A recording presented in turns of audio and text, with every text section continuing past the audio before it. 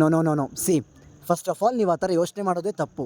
For example, ನೀವು ಎಷ್ಟೇ ಹರ್ಕೊಂಡು ಒಳ್ಳೇದು ಮಾಡೋಕ್ಕೆ ಹೋದರೂ ನೀವು ಹರ್ಕೊಂಡಿರೋದ್ರ ಬಗ್ಗೆ ಮಾತಾಡ್ತಾರೆ ಹೊರತು ನೀವು ಒಳ್ಳೇದು ಮಾಡೋಕ್ಕೆ ಹೋಗಿದ್ರ ಬಗ್ಗೆ ಯಾರೂ ಮಾತಾಡಲ್ಲ. ಅದು ಅಲ್ದಲೆ ಯಾರಿಗೇನು ಹೋಗಿದ್ನೋ ಇವನೇ ಹರ್ಕೊಂಡು ಬಂದಿಯಾನೆ, so karma is a bitch ಅಂತ ಸ್ಟೇಟ್ಮೆಂಟ್ ಕೊಟ್ಬಿಡ್ತಾರೆ.